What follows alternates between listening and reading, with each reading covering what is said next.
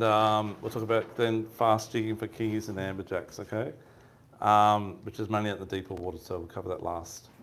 And we'll go through the gear, and if you have any questions, please ask us as we're doing it.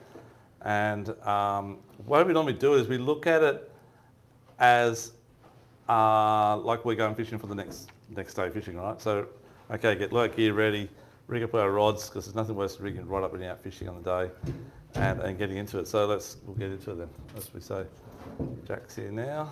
Okay, so I'm Doug Burt, this is Stuart Grice, that's my son Jack, the jigger. Always does jigging, and he jigs since he's a little baby. He's never used bait, hardly at all. He only jigs. We're going to go through all the gear. Let's do it. So if you're going to fish in close, guys, we're talking like sort of sub 50 metres. We're talking really light, like P1, P2, P3, which is the braid size. So you're talking in normal terms, that would have been 10, 20 and 30 pound, but these days it's 20, 30 and 50 pounds because it's so thin, the braid. And we always start up by passing a bit of braid around to give you guys some inclination on how thin braid's getting. Does anyone use like the real super thin stuff these days at all yet? Has anyone got that on their reels?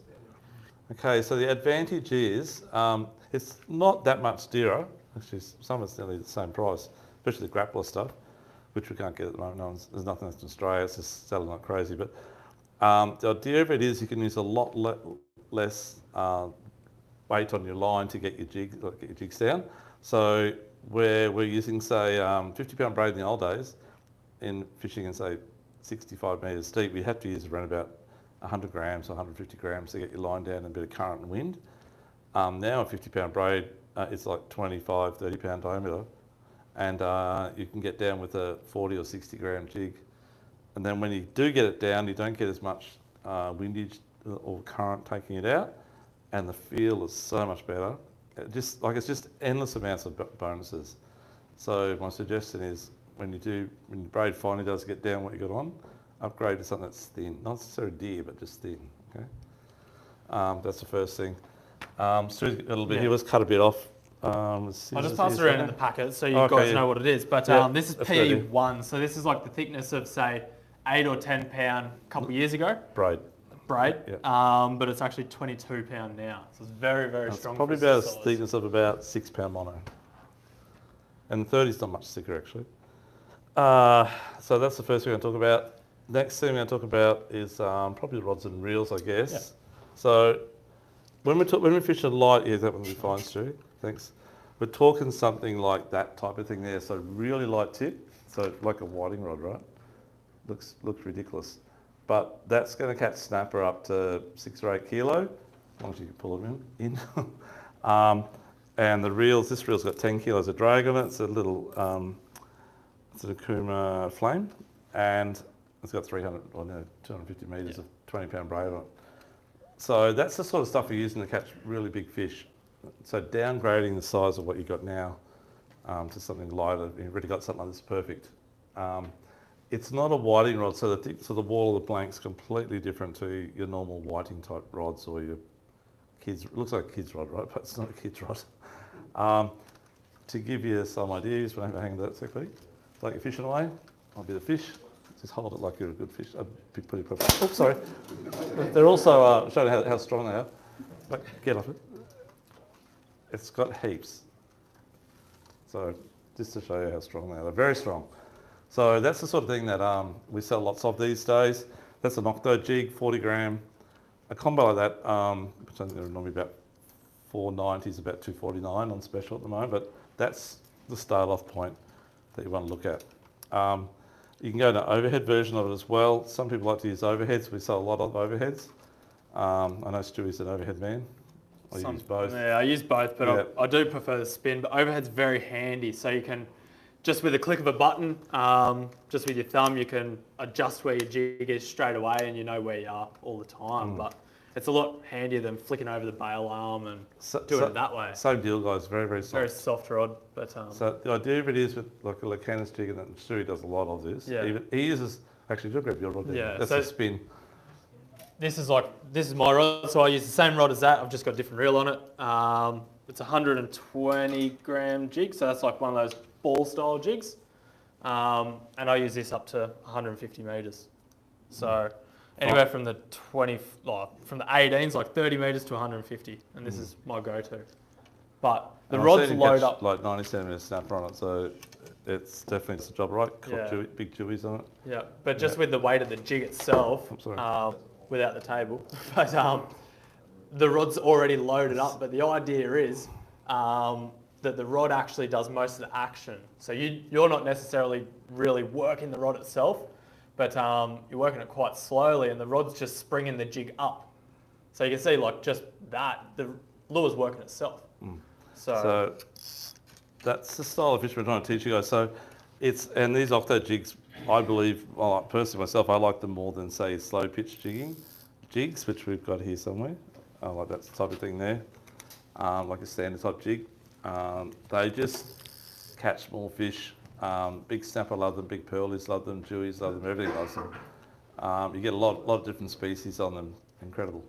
And some people just put them in the rod holder, drop them in the bottom, wind them half a turn. I do it myself, and just let the rod do its own thing. If you get something big on there, it's only 20-pound braid, the rod's going to handle it, so it's up to you how good you are at getting that fish up, you know. But you'll learn that the bigger the fish are, the more harder they go if you've got heavy line. If you've got lighter line and can't give it as much hurt, not that fish feel pain, but for the greens, they don't feel pain at all. Yeah. But when you get into them a bit, you can't put super pressure on that light line, so they come up. They come up a lot easier.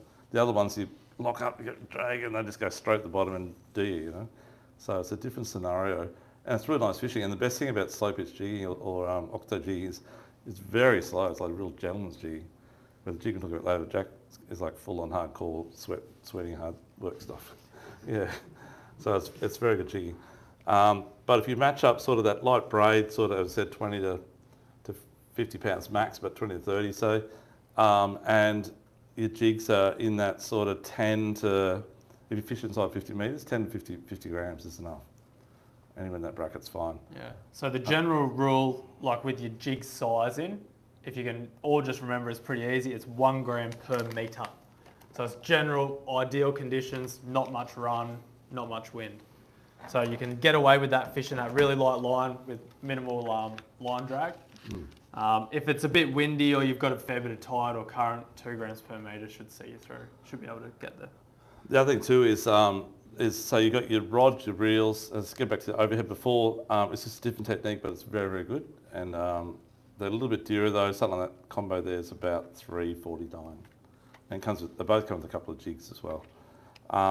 But the leader, when you get to the other end, the leader and before the lure, 40 pounds is my go-to for general fishing for everything in that sort of bigger snapper type fish. This stuff here by Cast is extremely good and very, very nice. It doesn't have the spiral type effect. But you can go to fluorocarbon. If you're going to go to fluorocarbon, go something around 25 pounds. So 25 pound in abrasion resistance is like 40 pound in the mono. So it's a lot harder. Okay, and obviously less visible to the fish. It is dearer, but it's really good stuff. Yeah. I don't know if you know this, but fluorocarbon, the chemical they use in that, which is the same stuff they use in chips, is getting really hard to get and getting very expensive.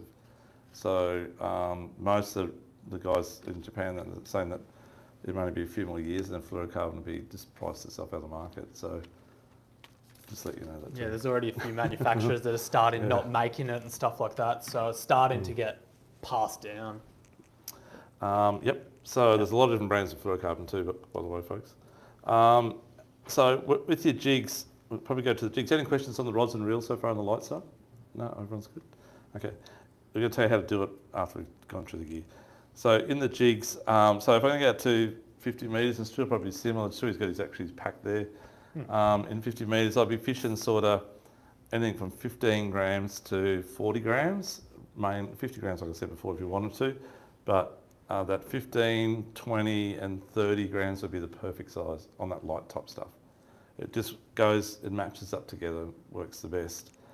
And the fish they're going to catch is amazing. So that little kawaii jig you got in your bags, it's a Japanese-made little jig. We've caught snapper up to about 9 kilos on that little thing with those little tiny hooks. Now, all of your octo type jigs, whether it be Shimano style, Dokan or the whatever brand it is, doesn't matter. They all have little tiny hooks, and those little tiny hooks, they all get lip hooked. They never get hooked down inside the mouth. It's always in the lip. The only thing I've seen take down the mouth is a grinner or some terrible bottom fish that I don't want to catch, because they just eat the whole thing. So, but with snapper and all that, it's always in the lips. And that's why they use little hooks. They're very sharp, they're very sticky, and as soon as they just look at it, they're hooked up in the mouth somewhere, you know. Yeah, I think that's the other really important thing is with using those light rods, you've got such a small little hook, you don't rip them out. You actually bring the fish up, the rod bends when the fish wants to fight, or it pulls a bit of drag, whereas if you try to put on your broomstick at home and jig with it, you're just going to pull hooks out left, right and centre, or straighten them. So. Straighten them, man. That's right. Yeah, so that's with the Dokan type jigs or that ball type jig. The other type of jig is obviously like your little, sort of slow pitch type jig. So that style there is a little bit different. So that type of action there, those ones there, when you do the lift up and it springs it up, the skirt flutters up and then flutters back down. It's just like a little squid or an octopus, right? And that's what they call octo jigs. And that where this type of fellow here, there's all different shapes. So most of this style here, whether it be that size or the bit bigger one I had before, they're normally like prism shaped on one side and smooth on the other, or they got ribs on them on the other side. So when you lift it up and it falls back down, it'll go on one side and it might dart away, and then it'll flip over and then it'll shimmy, and that's how the action is on the fall. So it sort of darts normally first, shimmies normally second. If you watch it in the pool, that's how it sort of does it. And the fish, I think, they see the dart, and then when it slows down and shimmies, that's when they attack it. And it's always on the fall. Any colour preference for say 50 metres? Yeah, good call. This is a good question. Go back to Stuart. Yeah. Stuart's a bit of a Frankenstein guy. Like, he'll, I swap and change the colours on those ball jigs all the time. Like that's, I just go fishing with that. That's all I take. That and that rod, and that's got different colour skirts on. So you might put a black head on with a chartreuse skirt. I don't think it matters, but I like dark colours. I think the silhouette at depth makes a big difference. You're not seeing the colour as such, just the silhouette. I think so. Yeah. Yeah, like we do a lot of jigging for pearlies in 120, and I use black, and Dougie uses glow. We both catch fish. Complete opposite. I catch more, but yeah, I think I catch bigger though. Yeah. So I do the last one. But yeah, I don't know. It's odd. Yeah. To be honest, it's definitely on the day. We haven't really worked out colours, so to speak, but there is one colour that works, I believe, the best, which is that sort of colouring there. It's only available in a few jigs. Yeah. That one, that same brand as that Japanese jig, got that one there. They glow blue. And blue is by far the best glow colour, but it's very hard to get it. So you're limited on what you can buy in glow blue. Looks white, but actually glows blue, not green. Yeah. And the fish go bonkers on it, especially snapper. Yeah. So that would be my number one choice. And as Stuart said, he mixes green with black and orange with pink or whatever. Nothing like that comes standard. He doesn't like the standard ones. So so they all work. Yeah. Okay. So just getting back to these guys. So the action on those is a little bit erratic in the way that it falls, and every design has a different sort of finish on it and a different cutaway to do different falls. Then you got pirate jigs, and these go right down small as well. But at the moment, it's hard to get small ones. Yeah. But that's that style there. So they're like a skirt that hangs off to the side of a jig. So the jig still does. It's a bit of a mix, like a Frankenstein style as well. So it has the octo style with the skirt fluttering, but it has a slide style of a slow pitch jig. They're very, very good for pearlies as well. But if I had a go-to out of everything here on this table for fishing under 50 metres, it'd be definitely an octo jig over anything else. But they all do work. If I was going up the reef, say, I just believe octo jigs aren't quite cut for Nanagai, trout and red emperor, so I wouldn't really be going them. I'd be going definitely the slow pitch type jigs, and they have a really good. Let's lost that one there before. they have a really good hook system on them. So their hooks are very heavy and very large. So you'll see some jigs downstairs, like the cast jigs, they're really high quality, designed for more northern work. So you look at that, you think, I can't set those hooks on 20 pound. You will, because they're really sharp, these BKK hooks. But in saying that, it just doesn't really look right for out here. No. Because we use those little tiny light hooks and light Yeah. braid. Like I'll pass Yeah, one that's- around that just one so there, you know sorry, the that's fine, gauge of the hook, but I'll pass Yeah. one and a dough can around just so you can compare. But they're totally different hooks on them. Yeah, very different. That's right. So any questions on the jig so far, guys? On the shallow stuff? No? All good? Okay. There is one other type of jig which we've been testing through a few of our really good customers, our really good fish show customers, and that's these little fellows here. We talked about these last week as well. These fellows here are really popular. In America, they're probably the #1 selling jig style. In Australia, they had a similar type thing that was made locally back in the day, GN lures. They'll pop up in Cairns, Townsville, Mackay, that area. Never really kicked in down here. But now they make little tiny ones like this, and we've got guys that have been catching jewies, snapper, and everything on them out the front here. Okay, and they come in from sort of 1 ounce through to about 4 ounces, I think. 4 or 5 ounce, so quite big. Big one like that style there. So there's one of those in your bag as well. The beauty of these is they're not a fixed hook at the back of the hook up. The hook's actually loose in there, like it swings, if that makes sense. And the hook up rate's very, very good. So that actually flutters around on the lure, which is different. And they just, they eat it, yeah. They're really good. So I'll pass that around. Just be careful, the hook's sharp. Yeah, it worked better, right? No, just slow pitch style. Yeah, real slow. And we definitely know they work on nanoguyes and trout and red emperors up north. But down here, I don't think the fish are seeing them, so that's maybe they're working so well at the moment as well. And they're reasonably priced.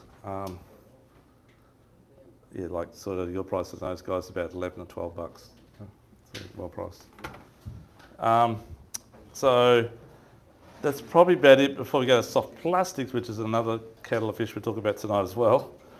Anything else you want to add on that, Stu? No, I think that's about it. Yeah. Yeah. The big thing is the more that you hang off a jig, like those pirate jigs, as Dougie said, they're hard to get small ones. A lot of the reasoning behind that is they do sink quite slow for their size, only because they've got skirts hanging off them and things like that. So it's drag as it sinks. That's Whereas, a really thin line to get down. yeah. Whereas if you look at like a slow pitch or a knife style jig, it's quite slender and there's no drag. The hooks are just bare hooks on it, like that one passing around. So they they sink quite effective. Very hydrodynamic. And guys, on your hooks that you get, some of the jigs come with just like very plain Jane hooks, like that type of thing. There's just a hook on a bit of stuff. You can actually dress that up a bit, so you can put on like that sort of stuff like that, or you can buy other hooks that are actually dressed with sparkle stuff on them, and some of the Octo jigs you can get little fancy ones as well. So you can hot up your lure, okay, a little bit better if you want. Some of them already come like super dupe, like that bigger fella there. They're all Lumo and whatever, glowing. So now we'll come back to soft plastics. I think we should. We're talking closed soft plastics first. Yeah, and then we'll go up to 36s. So next thing is soft plastics. So it's probably more popular than what we just talked about. Okay, for snapper, and it's something we do as well, and Stu obviously does it. And it's more used. Like you can use your flathead rods for it, so it's more versatile with gear you've already probably got. Although there is one combo there, Stu. Yeah. I didn't bring mine in tonight. I used it last week, but I forgot to bring it back in. So that's like something that we would use. So it's just a 4,000 reel. This is kind of higher end of middle of the range stuff. It's a 10 to 20 pound rod. It's very fast in action. So unlike that micro jig rod, it's not as very bendy. stiff. It's quite stiff. So with plastics, you want to be out when you lift your rod. You don't want the rod tip to bend and just sits there. You want it to actually jump. So when you're doing if you do fast type action, you want it to jump by using a stiff tip rod, just like a floaty rod, but a little bit heavier, more or less. But I use my floaty rod all the time, and smack the snapper on. I get busted off a few times, but good fun. Yeah. Again, using really light line, I use 15 to 30 pounds. I'm using jig heads that are sort of, if I'm using a bigger plastic like something like this type of thing here, which you guys have got, I think, something like that. I catch Jewies on these too, by the way. But that sort of thing there, I'm using as light a jig head as I can, but enough to give it enough action. So probably around that sort of 3/8 would be as light as I'd use, and up to an ounce or so, you know. So that's just pass on there, and it's probably about as light as I go. You want it to waffle down. It's like when you fish in pillies for snapper, you fish in really small ball sinker or small egg sinker. It's the same deal with that. You want them to emulate a fish that's injured. It's really slow falling in the water column, and you get mostly hits on the fall. So I cast it up current like I do with my pillies. If I'm spot locked with my motor, I'll obviously cast up current, let it come down. If I'm drifting, I'll cast it with the wind up the way I'm going to drift to, and the line sort of catches up like your pillies do when you're bait fishing, right? And most of the time, the zone seems to be from about just in front of your boat to just past your boat. That's the zone. And by that time, your line's sort of, if you're in, say, 40 metres, your line's in about that 28 to 30 metre mark at the front of the boat while it's going down. Say if you do cast 50 metres or 40 metres in that 40 metre depth out. And then by the time it gets to the back of the boat, it's just about on the bottom. So that's the zone where the fish are going to hit you most. So if you try and get that worked out, that's when you're going to get lots of fish. The other alternative is you just drop it over the back of the boat if you've got really thin line. Maybe upgrade one heavier in the hooks to a 5/8 or a half or 3/4, and you can just drop it straight out the back of the boat. And if it goes out a little bit too far, when it's in that area, because you obviously got colour line, counting the colours all the time, you just back the boat up just a little bit, nudge it back a little bit, and to bring the line back and to give it more belly, and that again the fish smack it on that free fall area. Okay, yeah. Any questions on that at all? Yeah, anything to add to that, Stu? No, I don't think so. As Dougie said, multicolour line's very big. It's a very important thing. Even when you're jigging like a micro jig or an octopus style jig, we all constantly talk while we're on the boat, but it's all about where you're seeing fish on the sounder and how high they are off the bottom or vice versa. And I think that's, with a multicolour line, you just know where you are. So if we're in 100 metres and they're 10 metres up, it's one colour. Or if we're in 30 metres and they're like 5 metres up, it's half a colour. You know where you are the whole time. You're really kind of pinpointing that fish in time, where those fish are. Yeah, like my sounders on my boat, they're not too bad. I just got sim red Lorraines, but I can see my line going down and I can see the fish, and sometimes you see the fish come up to the line, and that's when you get anxious and you wait for the spin off the reel, you know. Or if you see the fish on the sound, you can see your line going down, let it go through it, and then just slowly hop it back up through the fish, you know, and then just pause when you're in the zone where they are, just above their head, sort of thing. Stop for a sec. You're going to let it free fall again, or you can just work it a bit more, and that's sometimes when you hit as well. So you just got to play around, but not all sounders can do that, and I think it's a lot to do with where your transducer is mounted on the boat, and what sort of transducer you have. But if you had the option of the luxury of doing that, that's really good. But to be honest, I don't have much time to look at my sound. I just throw the lines out and hope get a fish on there. You know, that's what most of us do. So yeah, it's practice, but sounders do help in that regards. Yeah. Has anyone had that scenario yet? Serious? Yeah, okay. I don't know if you're using terrible sounders or something. Yeah, no. But just watch it. Like watch it. You'll see it. You'll see it come down, and then if you sit on the fish and they're arched up, or whatever it might be, you'll see your line coming down. Sometimes it'll drop out, and then it'll be there again, and then you'll see the fish actually move up to it, as in the line will move up. The fish that was that line, the line will. Every time it goes across, it'll keep coming up to your line. Okay, but anyhow, that's the way it works sometimes. Hopefully. Yeah. So getting back to plastic. So we use a bit stiffer rod. We use the same braid as stiff as we can to make it sink better with lighter jig heads. Leader wise, again, 25 to 40 pounds, depending on how big the snapper are. Like I've been out there sometimes, guys, not so much lures but bait, and we've ended up going up to 100 pounds, but we're getting fish that are 95 plus, you know, 10, 12, 13 kilos. And they'll just brick you all the time. So sometimes in those days, you got to reach out and grab your big bloody jig rod or whatever you got, Jewy rod you got in the boat, and go give it a bit of a changeover to what you normally do.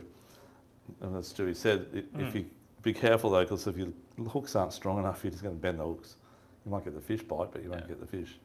So it's all relative to what you're doing. A pair of split ring pliers and a couple of spare hooks, heavier gauge even helps on the day, you know, if you're getting done and up your leader. Soft plastics, Stu, what's your go-to, mate? I like fairly small. I don't fish anything too big inside of, say, 24s or 36s. I'll be looking at, say, like that type of size. They kicked up. Like these are 85 mil, which is about 3 and a bit inch, something like that. But just small paddle tail. These work really good. A lot of guys use this particular one. It's very small. It's just quite thin at the tail wrist, so it has lots of action on the sink. And you can fish it with a fairly light jig head, if not just a power bait like what Dougie's got there with a curl tail. I'm a little bit different to Dougie with my plastics fishing. I fish a lot lighter leader. Only use, say, 12 to 20 pound tops and very long leader. Just to be different. But my reasoning behind the long leader is... Stewie says to me, he gets done all the time and he goes, oh, should have put a heavier leader on. I actually don't get done that often. That's a bit of a Doug story. But anyway, normally because Doug's trying to drive away because I'm already beating him. But anyway, but I use about a 3.5 metre leader. Always fluorocarbon. Reason being is fluorocarbon does sink, monofilament floats. So using that longer leader, you can actually get away with fishing a bit lighter jig head, and it'll sink a bit more natural again. So, yeah. I use a metre. I'm a spin reel, but that's because I want to cast it and I don't want the knot to get caught up. Get back to the plastics, but Stu does the right thing. These are new plastic out. They're called Bite Science, which is this guy here. Stu on the back there. Anyhow, they do a standard range of sort of drop shot type minnows or like a jerk shad style. Jerk shad style, yeah. But the beauty of them is, out of all the lures I've got down there, these things are by far the most action style that I've ever seen for a standard plastic jerk shad, you know. I haven't tried them yet because we only got them when the snapper season was closed, and I haven't been out yet to chase the snapper since it's open. So, has anyone been out this last few days since it's opened up? No, you guys all work hard. Good. That's good. I'd be jealous if one of you said I've been out. But we won't ask how many times you've been out, but anyway. But I haven't had snapper fishing, no, not snapper fishing, no. But I saw today, like you've probably seen the last few days, the guys that have been out there, there've been some really good fish. They were a bit quiet on Tuesday when it opened up. Oh, Wednesday, was it? Tuesday. Tuesday it opened up. Tuesday they've been all right. Yesterday was a bit quiet. Was it? Is that the way around? Either way. Oh, yesterday was windy too. There was one day that was quiet. Yeah. But today was good. Today was really good. And if you look at the fish bite for the next few days, by Saturday it's like a really hot bite period, and Saturday the weather looks really good. So I think this weekend we're going to see a lot of fish caught. And if you guys learn these techniques, you'll smash it. So I hope. Anyhow, so that's really good plastic going around. The Bite Science, they do a whole range. Their colour range at the moment's increasing, but not all there. But we've already sold out of that particular one there, unfortunately. The red and green one coming around. The other thing that we sell probably more of than anything is Gulp, and their action is quite good as well, but they don't need action. It's like, it's not made of rubber, it's made of food starch. Yeah. I don't know if you knew about Gulp. And they have a built-in taste that the fish just want to eat. It's like S factor on your lure all the time, okay? And they are biodegradable. They go to gooey stuff if you put fresh water in there. That water is actually like, that stuff in there, liquid stuff, is like a special secret herbs and spices at the moment that they come with. And they just work really good because the fish just want to eat them. It's like a bait. But they had the action of a lure. So it's pretty good. It's probably better I want to talk about that for the snapper. Now, the other species we get in close is Jewfish, and we get the odd kinging an odd amberjack, but generally it's Jewies is the bigger fish we catch in close, and they have been caught on everything we've been talking about, actually, Ortho Jigs, the feathers, all those fuzzy things, definitely on slow pitch jigs, and definitely on soft plastics. Yeah. But on the soft plastics, use the biggest size, like that sort of size. Okay, don't use little ones for Jewies. He's big. Yeah, that. When you say in close, Yeah, just the blocks up north, the artificial reef, northeast of Seaway, in that 23, 22 metres, whatever it is. 12 fathom reef, the bait reef of SeaWorld, or the 17 fathom, which is straight up from there, the pinnacles of the Seaway. That's like your Jewy grounds, and down off Focus is pretty good as well. I will go through that last night. I'll go through the list here and explain to you roughly where's what on there. Yeah, but with the Jewies though, they are an early morning or a late afternoon thing, evening. Obviously lures, I've never caught a Jew on lure in the dark yet, but I generally switch to live bait by that time, so I don't really give them a good chance. But morning we have, yeah, morning definitely. And we've caught them right on daylight before it even breaks. So the beauty of lures at that time of the morning is you can't get live bait because it's still semi-dark, right? But with the jigs, as you have with bait, dead baits, it's actually down there and you're not waiting for that sun to rise to get your live bait. So you're ready fishing for them, and they're hungry at that time of the morning. So if you're just specifically going to go chase Jew in the morning, make sure it's pre-dawn, so it's maybe this time of the year, maybe 5 o'clock, it's still dark, and you're ready to get your jigs down and working in the area. I'll take it. Doesn't have to be Lumo, it just has to be a bit of action. I think they've already got some sort of silhouette in this with the light on that's just starting to come through, you know, and you can see it. Give it a crack. They also don't mind, they don't care about heavy jig heads too. So like if I'm using that size there, and there's a little bit of wind, a little bit of current, I might use up to like 1.5 ounces on 30 metres deep, because it gives it a lot more fall and pull down on your plastic, so the tail's working a lot harder. So remember, when you got a light jig head on, you got to do the action, because the lure doesn't have enough weight to actually make it work sometimes. So you've got to lift it and then wind a little bit, or whatever you want to do. Where with a heavy jig head, you just got to lift it right up. It's like teabag it. As soon as it drops, it's just going to go hard back down with the heavy jig head. So that's another way of increasing your catches as well. Think the reverse to snapper fishing, yeah, for Jew. Anyone to add to that one? No, that's Yeah, about but it. Yeah. Jay's been using those big ones in those too, in that style, that sort of 2 to 3 or even 4 ounce, I think, in close. Yeah, which is quite heavy. Sorry, you're braid to fluorocarbon. Yeah. What's your preferred? Yeah, for me, I just use an Albright because I do it quick. Stewie, Yeah, I just tie an FG. yeah. Yeah. Yeah, it's a little bit more mucking around, but it's not that much slower. You never follow the bend, you do it all No. The only time I don't wear my glasses, I trim it too close, and then I get something big on it, pulls out. I normally do a couple of wraps and give it a good stretch, but fish do more power than I do sometimes. If I trim it too close, I've sometimes done that. Yeah, but I should wear my spectacles. Yeah. Yeah, the only time that you do like a bimini in between, say your braid and your leader, is if it's super, super thin and you go into like a really heavy leader.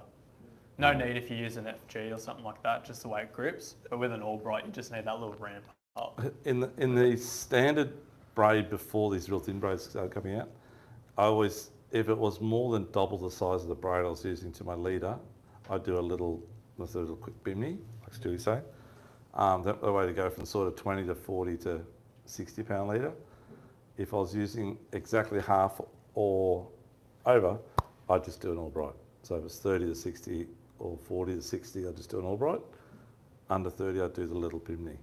But now, because braid is so thin, that doesn't work anymore that way.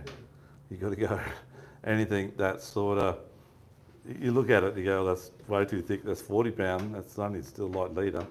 And my braid's 30 pound, but it's only like 15 pound diameter. So you've got to think half of that.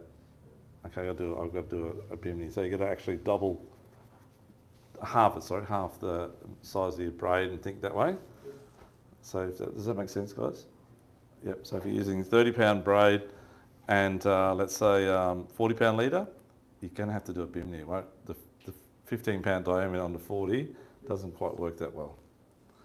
So do a little quick bimini twist, or just a whatever little loop you can make, and hands quickly doesn't hold out very good, but it'll be better than just going from that to that, because it'll end up slipping out, no matter how hard you make it. But an FG, you can just do instead of... FG is fine. FG Yeah. is FG fine, you yeah. can probably get away with doing without not having to do that.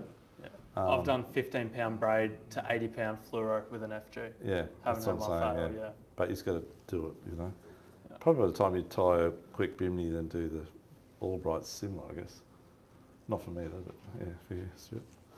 Yeah. Okay, so that's probably it on the soft plastic. Any questions on the Jewies, guys?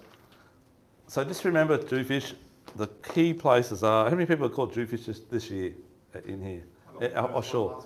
Well done. How deep are you in, mate? Right? How deep are you in? 25 metres? 25 metres, yep. So straight off seawall there, sort of thing? No, I went down south Tweedway. Oh, okay, yeah, good down there. Yep. So, well done.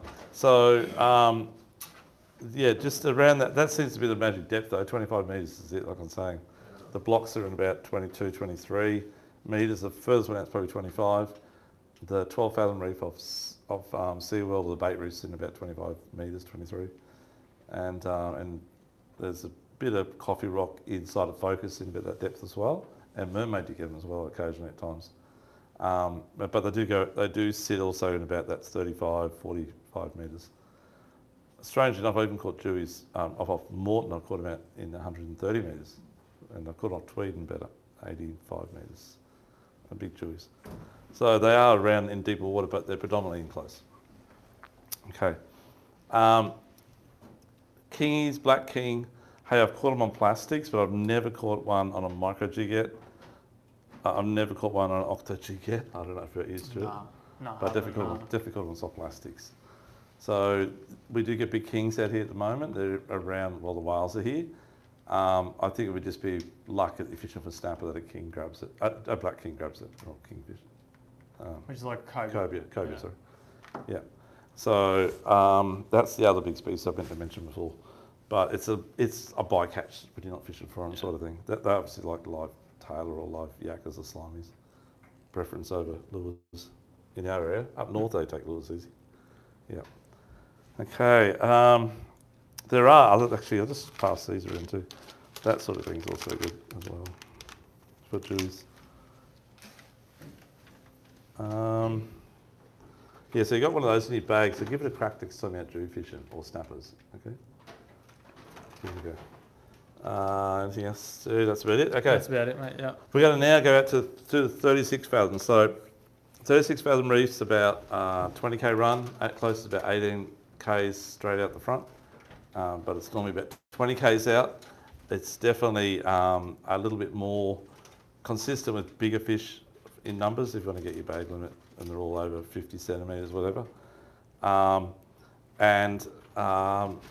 it is exactly the same gear as Stu said he uses his out in 120 metres or more. It's just that you need to up the ante on the weight a little bit. Okay, don't go too crazy and too heavy, but as we say, the depth of the metres is about the grams you want to use as the ideal scenario. So in 65 metres, like 65, 70 grams is a good size to use. And if you want to get away, if you're fishing really light and fishing really thin braid, you might get away with 40 grams. I wouldn't probably use under 40 though on the 36s. But if you're using jig heads, different scenarios. Weird how we use the 40 gram in octo jigs, although these only use 28 grams in the or 14 grams in the plastics. But in soft plastics, using the same size hooks, but our jig heads might be around that sort of, I don't know, around average around 28 grams or an ounce. So just to clarify, you would use normally as a go-to 40-pound fluoro? 40 pound mono and 25 fluoro. But once they get out past, even out there as well. But once they get past, when I go out the 50s, because you've got big kings, big amberjacks, lots of big critters, I up the ante. Yeah. And you're a bit lighter. Yeah. Like out on the 50s, I only use about 40 pound. 40 pound? 40 pound fluoro. Yeah. Fluoro. Yeah. I'll use 40 pound out there on my the lighter gear. Yeah. But the next size up, which I'll show you in a moment, I'll probably use 60. And on my heavy gear, I use 80 or 100. Fluorocarbon, yeah. Mono. Just mono, yeah. Yeah. Fluorocarbon I don't like using over about 60 pound. It gets a bit stiff, It gets a bit wiry. it gets wiry. And the So action of the around lures, 25 or something, that's what I misunderstood. Yeah. Yes, that's right, mate. Yeah, so the action of the lure is really hampered with too stiff a leader on there.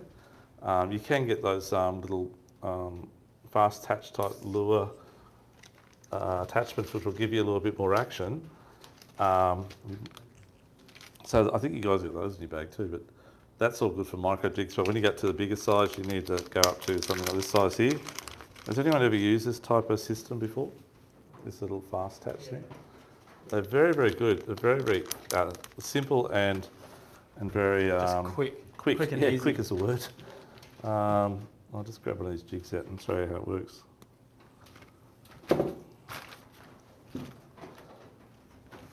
I'll put it on jig head. Yeah, good idea. Sorry. I think it's good. Cheers, mate. So how it works is, so this will allow you to fish a little bit lighter leader because there's a little bit of protection down on where the gear is. So all you do is you just put it on like so. So a bit hard to hold out like this, my eyesight. And then you just bend it around, and that's it. It's on. Okay, and it's got still plenty of action.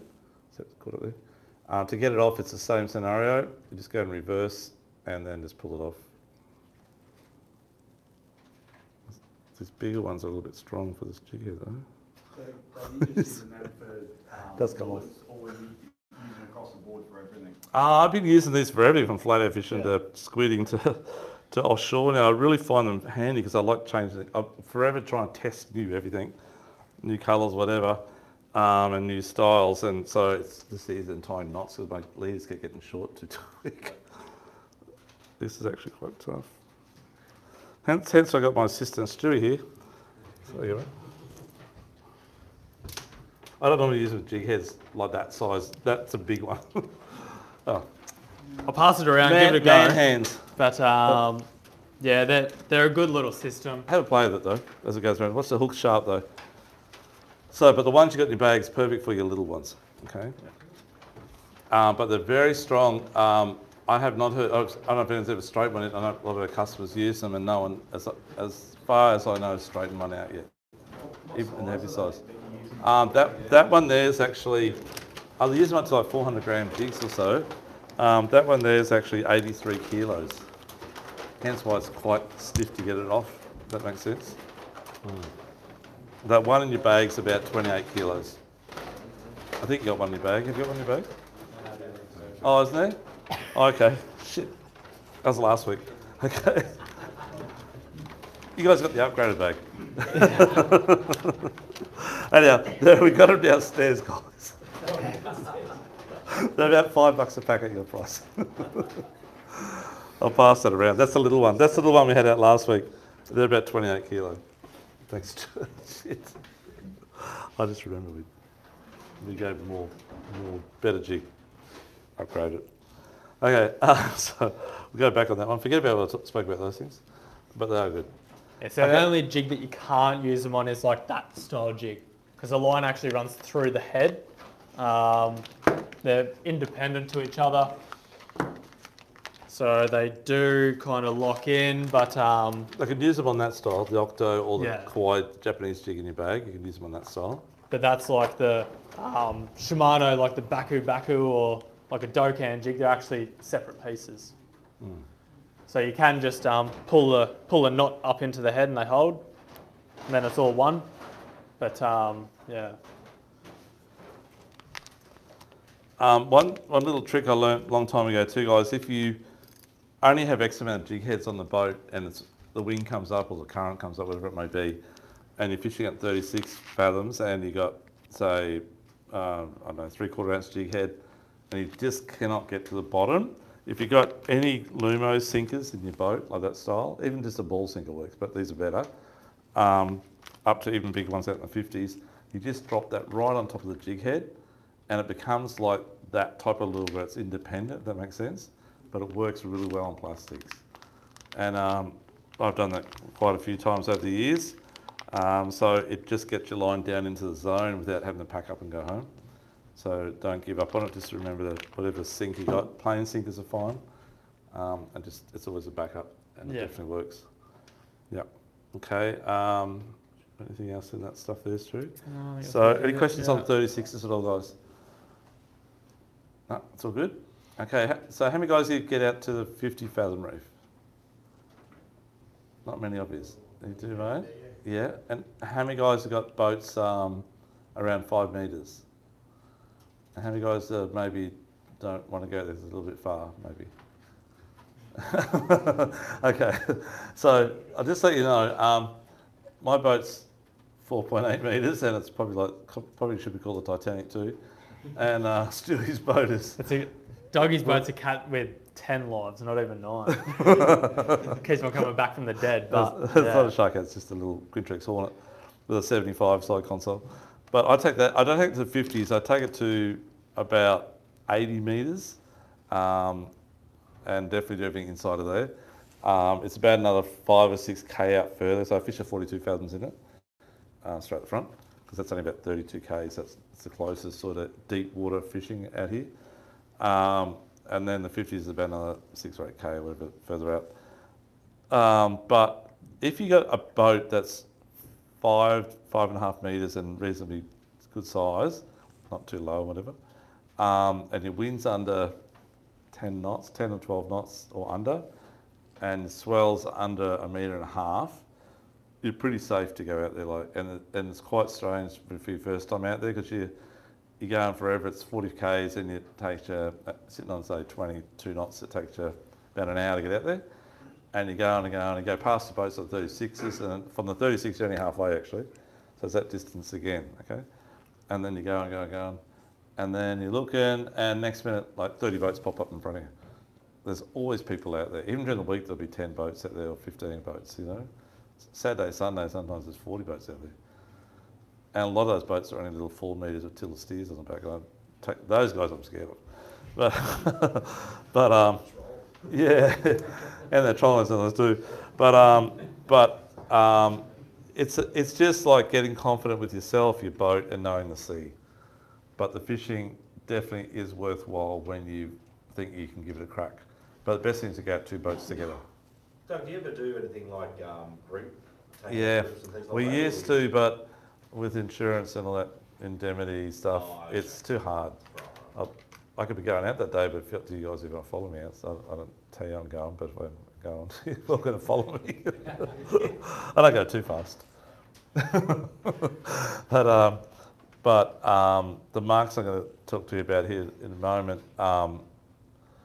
like the northeast of the Seaway, 50 fathoms, which is adult jumping pin, is like probably one of our best fishing holes off the Gold Coast. It's 40 to 43k run. It's about 85 metres deep, and then our coastline sort of goes on an angle like that, very slow, and then when it gets to about 100 metres, which is only about 2 or 3 k's past where we're fishing, it just goes like that, okay? And then once it goes out about another 15k, then it goes like that. It's very, very, very, drops off thousands of metres, you know. So it's on that edge, and that edge is all the way around Australia, in that sort of 85 to 100 metre line. That's where the fishing is really, really good, okay? So any fish that's going down the deep highway pulls in there to feed or whatever it might be, and there's always bait there and whatever. And nothing to this time of the year is, even though we're not talking about lures today, but if you do want to get bait, don't ever waste your time getting for the sun to come up in close to get bait. There's bait everywhere. There's 36s, there's bait, 24s, 50 fathoms, doesn't matter. There's bait everywhere. Just put the jig out there and catch it. So spend your prime time jigging before the sun comes up, when the sun's coming up, and then worry about getting live bait after that at the spot. You've just got to motor around and you'll find it. Okay. But yeah, getting back to the distance.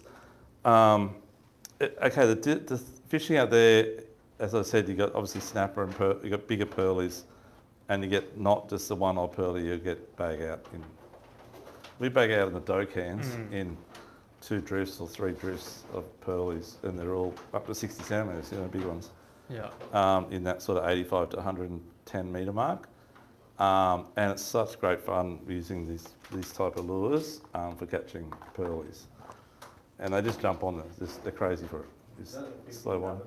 Yeah, 50 fathom reef, mate, yeah. And just slow wind and just donk, and it's like, and there's big massive pearlies coming, right? It's like that. And it doesn't matter the current does rip out there, so your best fishing obviously is now. Around about or mid-November, the current really starts to kick in. You get days where it still drops out, but once we get around to December to March, it's hard to fish out there. It runs at 4 knots or 5 knots. And you've got to use big jigs to hold the bottom and back up, and it's really hard. Put your spot lock on, the boat will go around in circles in whirlpools. Doesn't work. So, and your line goes shunk out the back like that. So you can only fish it in winter really, but the fishing's extremely good. Plenty of ships to go past if something happens. It's wave ends, so there's ships going past. You're in the main channel. Your radio doesn't work the best out there though. I would suggest you get a radio. Your phone definitely doesn't work out there. It does on the Navionics app, but won't work on calling someone. At 36s, it just starts to work a bit. Okay? But it is really good fishing, and Jack does a lot of fishing out there, like jigging. Kingies and amberjacks is the main good fun out there, and we're using like longer type jigs like that. So we're going now to what we call mechanical jigging, which is fast jigging. Has anyone ever tried that yet? It's very exhausting, but but very good fun. When the fish come on, you don't even worry about. You just cark it after you caught a few. But you go hard and the adrenaline cuts in, and it's just like full on. So we did some trips years ago with our customers on charter boats, and we taught the guys how to jig, you know. And this is going back probably about 10, 12 years ago. And the fishing's still the same now though. And we got the first day like 80, they got 80 something kingies and amberjacks between 6 guys.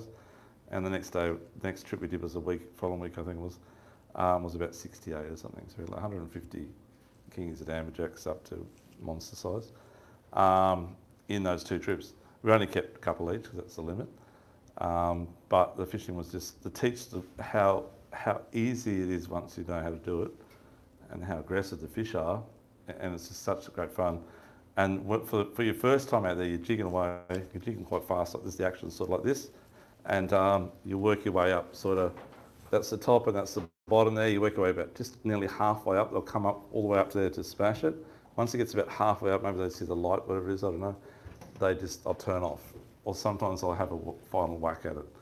At that point, if your line's sort of pretty well straight down, you just lift the bar alarm up or click your overhead into gear. Out of gear, sorry, just drop it straight back down again. Sometimes they hit it on the way down, but generally hit the bottom, you take up the slack, and then you start jigging again and bring it up. And when you get that hit, it's full on, and you think, oh, it's a monster, you know, and you pull it up and it's a kingy, but it's big. They just fight so hard, you know. And then when the big one's on, they fight really hard. But it's good fun. But a lot of kingies, Jackie, what size, man? 15 kilos? Oh, 15 up, yeah. Yeah, 15. 20s and stuff. Yeah, 15, 20 kilos is pretty popular. Really good to eat, obviously, it's sashimi or whatever, or cook up. But you're using all long jigs. So we'll take slow pitch jigs like this style here. These work really well as well. Obviously get snapper and pearlies on those too at the same time.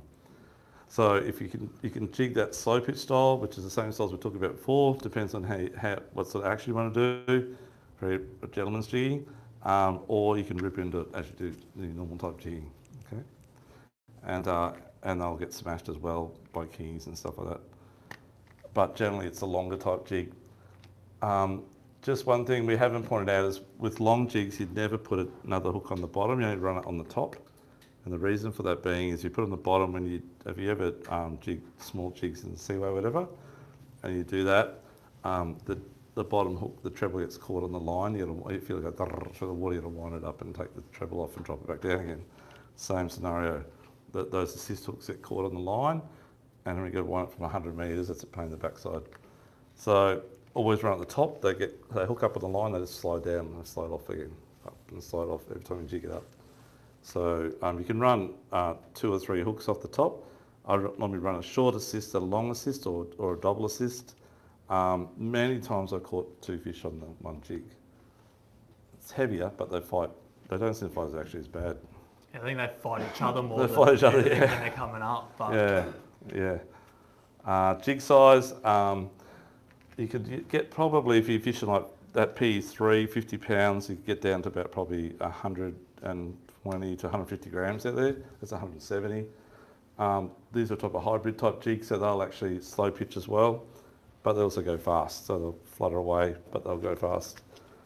Then when you step up into this type of jig here, it's another Japanese one, they sink like incredible, like just a knife drill was straight down, really, really fast.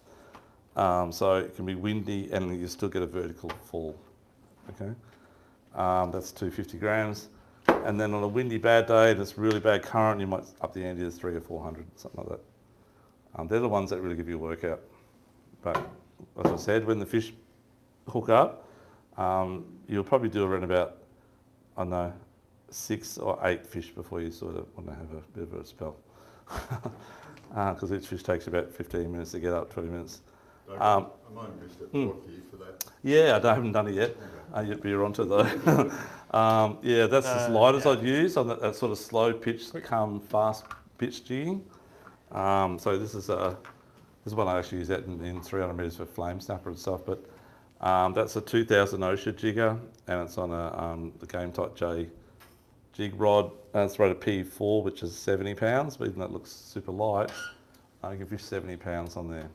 So I've actually got on there 58 pounds, I think it is. Yeah. 60 pound nearly. Catch big fish on it.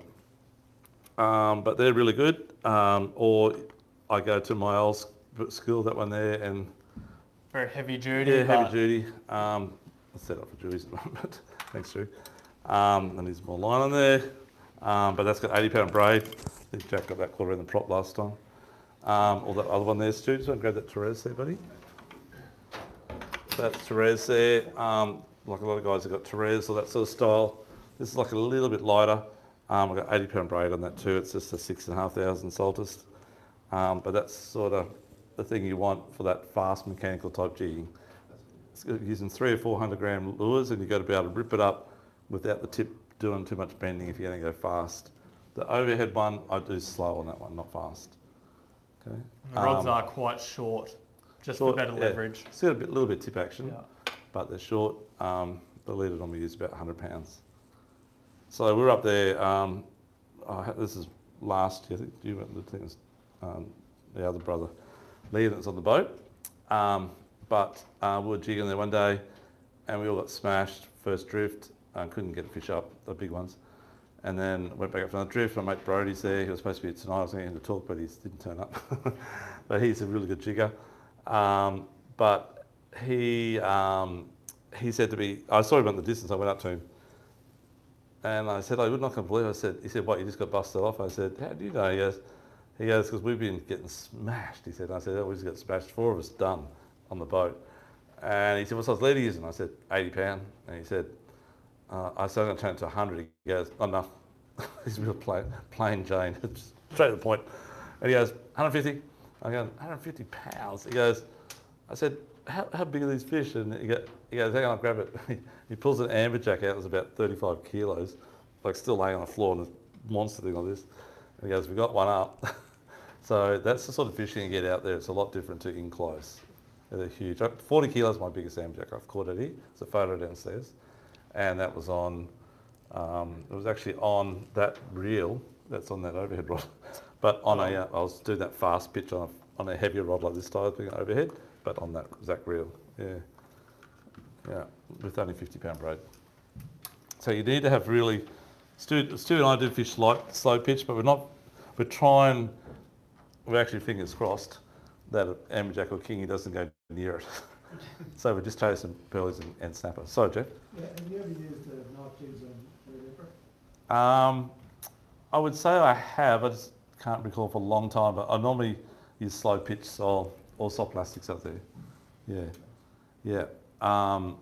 Probably they're not really that keen on super fast. They're They're aggressive, but they're more slow pitch. I like that flutter style. Yeah. Yeah, and plastics are really good too. Yeah. So yeah, that's the 50 fathom reef. But you guys, not many guys here have done it. Obviously, you've done it before, mate. But have you jigged out there before, mate? Haven't been there yet. No, haven't you? No. No. Okay, but you're going to give it a crack. Yeah. Yeah, good. Okay.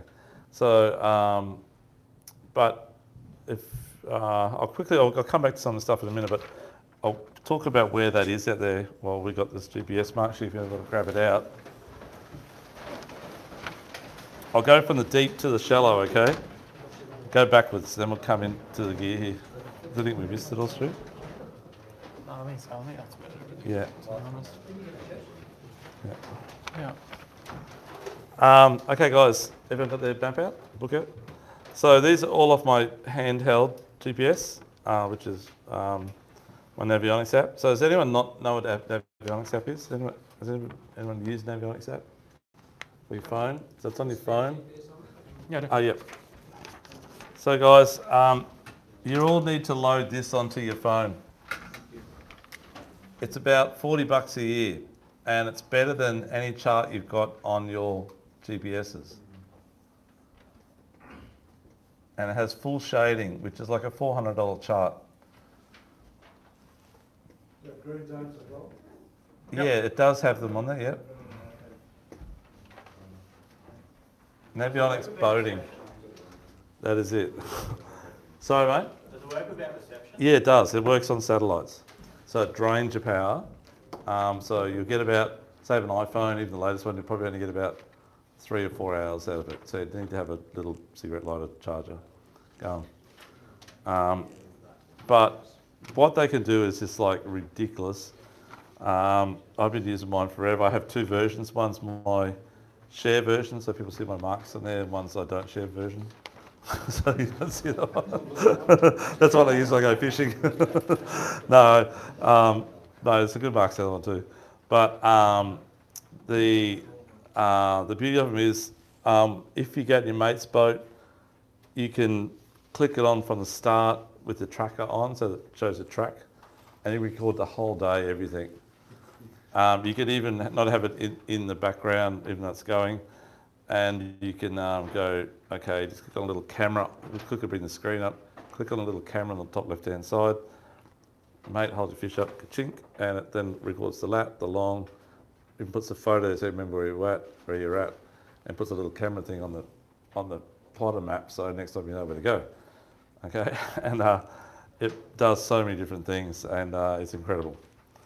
Yeah, so I'd suggest you get it if you haven't got it.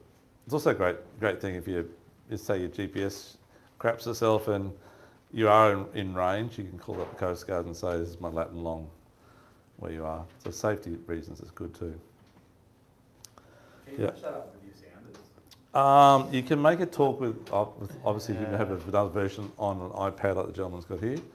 And a lot of guys are doing that inside cabins now. They put an iPad on the stand and using it as a plotter because the map's so good, the shading's so good. So you've got relief shading in close. I can't show because my phone's over there. I'll show you later. But relief shading, so you see every little bump like it's a 3D photograph of the bottom out here. Every little bump. So, and when it first came out, the shading part of it, and I had my marks there, I knew they were on contour lines and stuff, but when I looked at that, I thought, wow, all my marks are nearly on all that bottom reef, you know? And then I went, wow, look at all that reef that I didn't know even existed. That's not even got any marks on it. So now we go to those spots, and particularly out in the deeper water, and we're finding spots that we thought was just flat ground, you know, it goes from maybe, I don't know, say for example, 120 metres to 150 metres slow thing, and it might drop down from 120 down to 160 and come back up to 150 on the other side, but it doesn't show that on the old map, you know. So there's all these holes and divots and whatever on it. Yeah, you can get apps that do link to like your phone to your sounder. So like I think Garmin do Active Captain. Yeah, Active Captain, yeah. I think Simrad do one, but I don't know what it's called. Not sure. It's something, Yeah. but yeah, just depends on what sounder you got as to what it is. But yeah. But use it as a plotter anyhow, mate. So I know you got to plot on your boat, but if you haven't got the, if you haven't spent the $400 and got the really good seed map reveal or one of the better maps, it's there on your phone for $40, and you can relate that to that, which is what we do all the time. Because I just got the standard map in my back card, in there, and just use the phone. It's a lot cheaper. Okay, so getting back to the marks. So 50 fathom reef northeast. So that 2739, which is, this is under 100 metres, okay guys, but it says under 100 metres. 2739, third one down to 2744. That's the area that we fish for the kingies, the amberjack, and also get snapper and pearlies at there too. But those three marks is where the direction you want to head in. It's about a 30-degree heading from the seaway, and it's about 43k run or 42k run. Okay. So if you get the gumption, the weather's perfect, and you got enough fuel, don't run out of fuel. It's really important. Go for a bit of a drive. But I'd suggest get a couple of boats together. It's preferably electric are you using? electric reel. Motor, electric motor. I just got a Minn Kota. I just got rid of it. I got a one of the new. I had a Minn Kota 55 on it. The Water snake. now I got a water snake Yeah. on there. The new Geo spot lock one, because it's 65 pound for 12 volt instead of 55. So. We just we haven't even tried to get Yeah. on a motor guide. Oh, have you? 105 pound. Oh, well, you got a bigger boat then, yeah. So that should Yeah. hold it out there all right. 100%. Yeah. Yeah. Yeah, but as I said, with electric motors, they work best when it's windy, a little bit of wind, and you're drifting a bit too fast, but it's not much current. Yeah. In the current, it's really hard to fish because, especially in deeper water, because they hold it on the spot, but when you drop your line in the water, it just goes straight at the back. It's too fast. So you use them more in wind than current. Yep. Yeah, and they work fantastic. Yeah. Yeah, if it's high current, you're better off just drifting with it. Like With as it your goes lines down, you're drifting vertical with it. Yeah. Yeah, it goes the other way. They don't use A drone? a drone. Oh, drone. Okay. I used to years ago when I had my 680 Haynes, but I ran over it too many. I ran over too many of them, I should say. Not it. It only lasted first go. So, sometimes you get a bit like, yourself. You're fishing away, you're jigging whatever, and the fish are on, and you get a good one, and high five and taking photos, and then you just put the hammers down and burn back up again. And you just ran over your drone. You forgot all about it, But we do sell them, and I don't have any stock at the moment. We've got more coming to the shed though. And they do definitely help. Yeah, they do definitely help. So that'll slow you. What this is, it's like a big parachute, guys. And you just drop it out the back of the boat, so it sits about 6 or 8 metres off your boat. Your line's either side of it, sort of thing, or behind it, whatever. In front of it, sorry. And then when you pull it in, you just grab the centre button, it pulls it sort of inside out, and you just pull it in like a sock, but reversed. And they are really good. Yeah. It's a cheaper version, that's for sure. It works quite well. But I like to reverse. So my motors, I never turn my motor off. Even on the 24s, I never turn it off. So I'm reversing all the time. Just a little bit in gear, in reverse, bring it back to neutral. Boat catches up, lines go down, fish bite, and whatever it may be. And then just put it back in neutral straight away.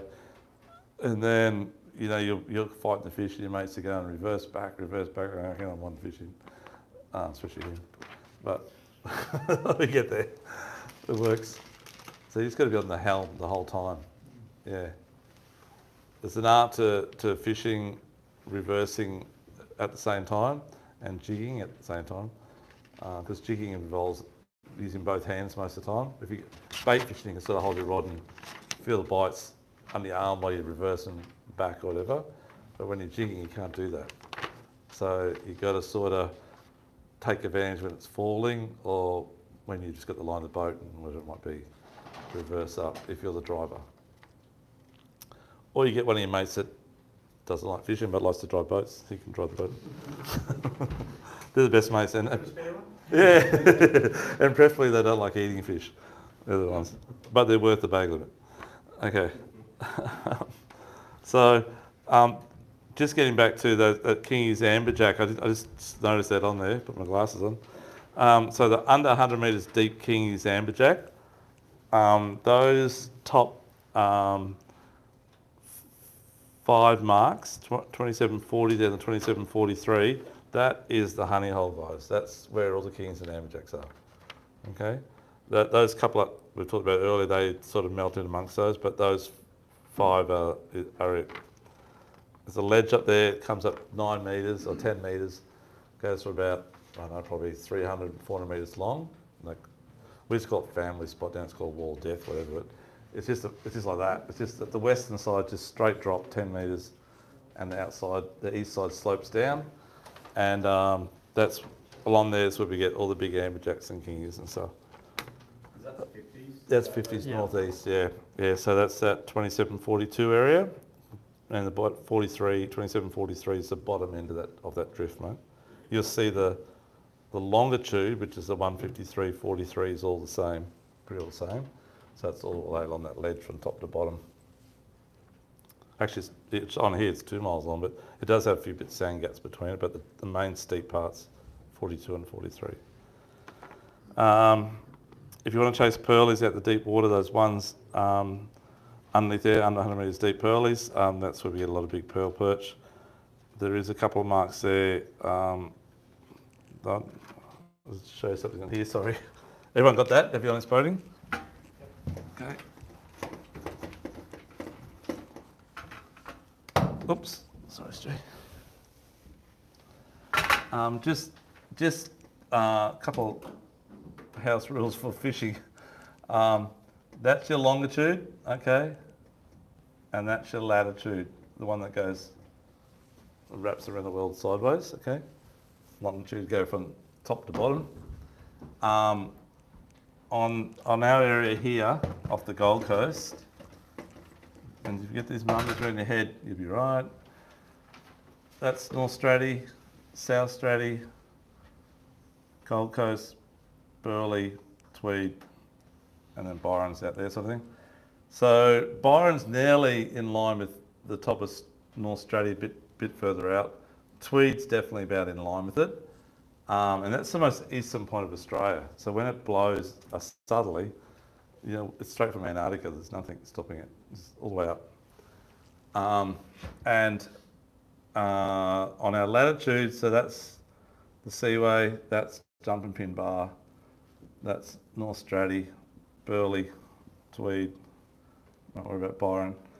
But we sit on what we call 27 on the Jumping Pin Bar, about 43. The Seaway is 27.56.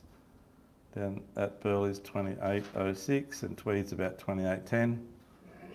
And up here's about 27.28, I think it is, 27.28. So every time that number goes bigger, it's 1 mile. So if it goes to 29, it's 1 nautical mile. So when we get to 43, we've gone 15 miles south.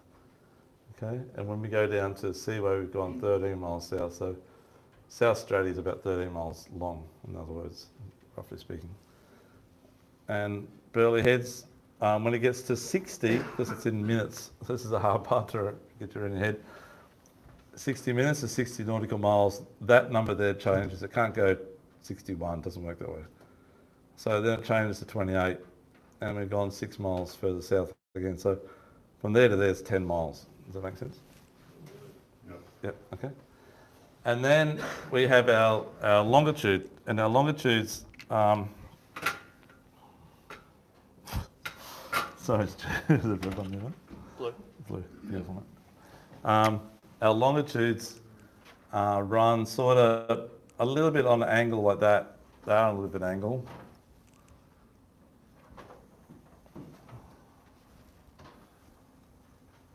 So it's sort of like that. So that's like the 24 fathoms there. That's the 36s, and that's the 50s. And the further north you go, the closer it goes, because Straddie goes out like that. And they don't sort of go out like that with it. They sort of tuck into it. And Tweed's the same too. So if you go through the Tweed Bar down here and fish 50 fathoms, it's only about the same distance as us to the 36s, to the 50s down there. It's a lot closer. But the bar's a bugger of a thing. So part of the deal. So generally speaking, in our area, this number here is normally 153.31 is the 24s, and I'll draw it over here. 153.37 is the 36s, and the 50s is 153.43 roughly. On the 50s up north, when you get off the seaway, it's about 46. But so if you look there, it's 6 nautical miles out from the seaway. Oh, sorry, seaway's on 153.26. So it's 5 or 6 miles out to the 24s in nautical miles, which is about 1.8k to a mile, so it's about 10, 12k. It's another 6 miles out to the 36s, and then you've got, as you can see there, it's 3, 37, 43, about 6 again. Yeah, sorry, around about 15k it is.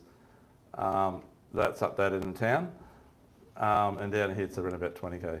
So it's like 6 miles. So when you go 24s and you want to go 36s, it's like that distance again. Then when you get to the 36s, it's like that whole distance again. Does that make sense? Or a bit under. Where's the fad? The fads are all over the place. I didn't put them on here, but they'll be there. They'll be. The best thing to do on that one is you jump onto Queensland Government fads, type that up, and all the numbers come up, and all the areas come up, all that coastline. You just click on what area you're in, and it'll list them all for you. They have been moved recently. They were cleaned a few months ago. Yeah. We were smashing the dollies, and then we went out and there was no dollies. They were the same fad, but they're a little bit different to where we saw them last time. And then we found out they cleaned them. So, but the dollies are back there now. They're really big dollies, but they're just not really interesting unless you've got liveys. Yeah, but they're big. They're like 10 kilo average or 15. Yeah. And they're on most of the fads, 36 and 50s. So fads are everywhere, yeah. But where they were to where they are is about up to around 300 to 400 metres out from last time. I thought the sound was broken from the GPS. Oh, did you? Couldn't find them? Oh, No. I still found them. But Yeah. They're a little bit different, about 300 to 400 metres away or so, yeah. That's right. So you've got it. We had the same problem too, don't worry. And then we found there's no fish there. So that was the weekend after they deployed them back out again. Yeah, just jump on Queensland Government Fishing Fads Queensland and you'll find it. Okay. I hope that all makes sense, but what I'm getting at is that you can look at any one of those numbers and say, oh, I can't know what that is, by looking at roughly remembering those four things that way and those 3 or 4 things that way. And that will then look at that and you can work it out. It takes a little while, but it'll happen. So not many people talk numbers though, which is probably a good thing because not many people know what you're talking about. So if you secret squirrel stuff, you can talk to your mates that know, and you guys go, they probably think they know, but they don't know. So under 70 metres, we're talking 36 fathom reef there. So again, the most common area to fish for a snapper is the third one down, 27.48 and 153.37. That one is halfway up South Stratty. It's about 20k from the seaway. So for those of you who have 5 metre boats, even 4.5 metre boats, and you know what you're doing, that's fine to go there. It's, the only wind that's really scary this time of year is westerly wind. Westerly wind's the worst. So if you're fishing close in a westerly and you go out to seaway, it's like flat. It's like nice, and you think, oh, it's going to be, I wish I was out further. Don't wish you're out further. Because the further out you get, what happens is the swell's always coming from the east, or the north or southeast or east, and the wind's from the west. And by the time you get out to around just past the 24 fathom reef, maybe around 32 fathoms, the wind comes over the top of Tambourine and hits the water out in that area. And then from there out, it gets worse because the wind's more direct. And when you get the wind against the swell's pushing that way, wind's pushed that way, the waves actually stand up fairly high and they break. They break like this waves breaking like surf, and fill your boat up pretty easy. And it's not too bad going with it. You're going down, there's a bit of a fall and coming up again. As soon as you turn back around the other way into it, it's really scary. So my suggestion is anything over, if you've got any strong westerly over 15 knots or more, don't go out wide, just fishing close. Okay. But getting back to this little thing here, the closest area of the 36 fathoms of the seaway is around that 27.56, which is the 1, 2, 3, 4, 5, 6 one down. So that's straight off the seaway, straight out, it's about 17 k's. Okay, that's the closest area. So if you get the 24s on the Diamond Reef, it's only about another, we're sitting on 20 knots, around about 12 minutes or 15 minutes from there. And it's a really good area to fish. From there down to 58, 59 is all good area. You'll see as it goes further south that east mark is going a little bit out. That's also before that line sort of goes out a bit because that's the way that our coastline curves. So between Tweed and Point Lookout, we're in a big bay here, guys. It doesn't look like that when you're just looking at flat land straight out. But we're actually in a huge bay, and as I said, the Point Lookout lines up with Tweed, and we're in this big bay here. And to get out to in line with those 2 points is about around 30k, right? So the bay comes in like 30k, so 25k here. So that's why we're protected from southerlies and northerlies. And once you get out to the 50 fathom reef, and it's said the wind's meant to be 15 knots. So if you haven't got a big enough boat, you probably can go in that day. But if we go out there, it's supposed to be 15 knots. But once you get to about 80 metres, which is the line that if they're not in the open, the wind will pick up enhanced 10 knots at least more. So if it's from the south especially, so they'll say 15 knots from the southeast. Get out there, it's blowing 25. And the swell will pick up another 2 metres because it's direct southerly swell. So there's nothing stopping it. But inside that little bay, we're protected. Okay? So that's the only thing I'd get used to. Okay, well now, if you fish down, anyone here fish down Tweed Heads Way? Quite a few of you do. So I put quite a few marks in there from sort of Burleigh down to Tweed on the 36s, and the fishing down there is really good, guys, for big snapper, especially now, like it'll pump.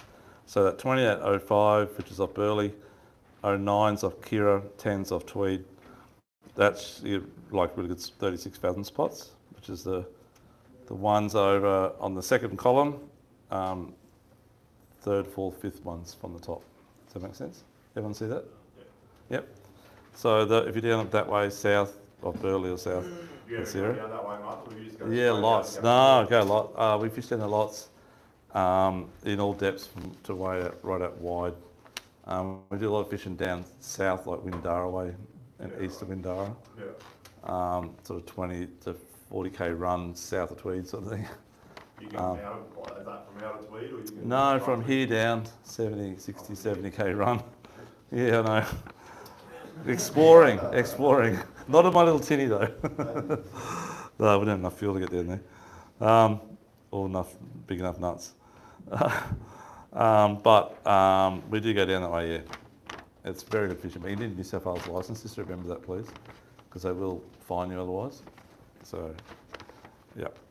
And then when you go to the 24s, just to let you know too, that 28 on those other 2 ones, those deeper ones, the 100 metre ones, anything over 28.10 south of Tweed. So there's a couple of marks. There's 1, 2, 3, 4 marks there off in the deeper water as well. And then off the seaway in under 50 metres, which is predominantly where most people fish, we go right up north of Jumping Pin Bar, which is Sully's. Have you ever heard of Sully's? It's a good area.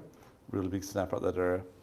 And Jewies, a lot of Jewies there. We get Jewies, actually got Jewies on, and cobia on soft plastics, and Ortho Jigs, I think. Anyhow, in those top 2 marks there, those 27.41, which is where it says Jewy snapper. Those top 2 are very good for Jewies and snapper. All the way down, so it goes all the way down past the pin, which remember is on 27.43, so 45 is just south of Pin Bar. That's called, got a mind blank. Yeah. What's the one just south of 24's off the pin. Yeah, I can't remember now. I can't remember either. Anyway, that's the mark for it. So that 27, 47 area. Then you got 48, which is about halfway down South Stratty, and then you're sort of fishing what we call flatty rock and a few spots where you get good snapper, you get good cobia, and jewies as well. That 27, 51, 52, all through that 52 area is a really good area. A lot of charter boats fish up there, chase the big cobia and jewies. And then 55, 56 is an area slightly north of Seaway, and you get obviously good snapper in that area as well. Because they're on the 27, 52 and 21, 53, 27, you're talking like in about 35, 40 metres deep. So in a bit closer, okay? So most of those ones are only about 6 or 7k from the Seaway. When we get to 56, we're off the Seaway, straight out the front. It's actually a little bit south of anything, because our latitude runs slightly southeast. So all those 56 marks is like the diamond and around the diamond area. A lot of marks I've got there. When you get down to like 57, you're down off sort of main beach area, or maybe Narrowneck. And yeah, give those marks a go. Sort of maybe not quite Q1, but down that way south a bit. So all those areas are really good. Does that all make sense? Yep, okay. So just a couple of little things I want to show you on understanding your sounder and GPS. How many people here have 2 screens? Maybe half of you. And obviously you guys have got split screens, the other guys? Yep, okay. So we'll do a split screen first. So I'd probably put my plotter on about 1/3 of the screen, and I'd have zoomed in, a little narrow zoomed in, and this would be your bottom here, okay? So the bottom's gonna be maybe come up a little bit like this, and that's like looking sort of 0 to 50 metres, and let's say we're in about 42 metres deep. And then my history there is. My zoom bar is going to be looking between about, I don't know, around 30 metres and 45 for 15 metres. So here's 30 and here's 45. So now the bottom's going to be enhanced, obviously. So those little marks will now come up like that. Sort of thing, those marks there. And before your fish looked a bit, sorry for the guys in that corner there, the fish just might have been a little bit like that. Not much, hard to see. You guys down the back probably can't even see that. But when it's over here, it's enhanced, so it'll look a lot more easier. You'll also see a bit of fuzz on the bottom here, where you couldn't see anything there, maybe a little dip was there before. And you'll see a lot better, and you'll probably see there might have been some dots here above it, up high in about that 30 metre column, or they'll come up as a lot better as well. So learn to zoom in your sounder to see your bottom much better, okay? That's really important. So does anyone not do that yet? Yeah, a lot of guys do. A lot of guys go, we give them marks and they go and they say, oh, the bottom's just looks like this. And I'll go, what setting you got? And I go, we got from 0 to 60 metres, and we're in 42 metres, you know. And I'll say, okay, well, how big's your screen? It's a 5-inch sounder. So I'll say, okay, that 11 or 12 centimetre screen, each millimetre represents about a metre. So you're not going to see anything come up 2 metres because it's going to be flatline. So you need to learn to zoom in. So if you zoom in on that 60 metres, it'll look like that. And a little bump. It might just be a little tiny pin bump there, you know. But it'll come up like that if you zoom in on it. So please learn to zoom in. Next thing is when you're drifting, have your plot trail on always. I don't care if your screen's just full lines, everything. Change the colours every now and then though, of the plot line. So you try to remember back which colour it was when you had the last time fishing. But let's just say that mark there is this mark here. A little fish there, sort of thing. And that mark we had over there before is this mark here, whatever number it might be, and you've marked it on, and you've also got some little icons, whether it be a little plus there and a little plus over here, where you've caught fish before.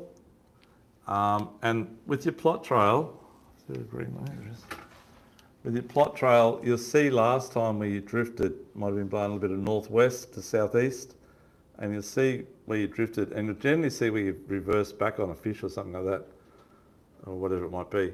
And then you'll see where you've turned around, that's the end of the run, and you're going back up again, and then you'll see your next drift line, and you'll see it again. And you think, oh, hang on, the boat's changed direction, I must have got a fish on. And then you see you come back, you reverse back a bit onto the mark again. You might be another little drift away again. And you start to learn about how your fishing is on that mark. And every mark, your characteristics are generally the same on each different area. When you get a fish, you see it move, or you might use it to reverse back, or it might be. And then if you were to not save your plot trail, you just look at a blank screen and you know your marks there, but you don't remember, did I get the fish there, that part of the reef, or that part of the reef, or how did I drift last time? Did I drift that way or that way, you know? So it's really good. And if you change the colours, you know, to another colour, the next time you go out, it's blown from northeast. So your drift now is like this way, you know, and you see yourself change again. And you've now drifted over this mark over here because before you didn't do it. And then you'll see yourself go back around again, and you'll do another drift, you know. And each time I drift, I'll drift like another sort of, if I got really good fish, I'll do the exact same drift line. If I dropped a fish on it, I'll move over about 60 to 80 metres and try and find something in the area, because they do talk, fish talk, especially jewies and stuff like that. And you won't get, you know, just go off the bite. So that's what I reckon about you. Yeah, they do. Pearl perch are really bad for it too. So 6 to 8 metres or 60 to 80? 60 to 80. Yeah, but otherwise I'll try and get right on it and zoom in. So that area there might be you looking at, say, around I don't know, around 300 metres, say. So it drifts 300 metres. But if there's not much drift and I put my line out and I've started up here, that was the last time I knew I was going quite fast. I'm drifting at maybe 2 knots or 1.6 knots, whatever. And then I go out this time and I've dropped here and I've drifted forever and I got to about here and I'm thinking, geez, I'm never going to get down to here.